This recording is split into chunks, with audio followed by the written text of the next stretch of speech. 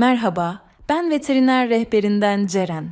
Kennel Cough yani köpek öksürüğü, özellikle kalabalık ortamlarda bulunan köpekler arasında hızla yayılan bulaşıcı bir solunum yolu hastalığıdır. En yaygın etkenlerinden biri Bordetella bronchoseptica bakterisidir.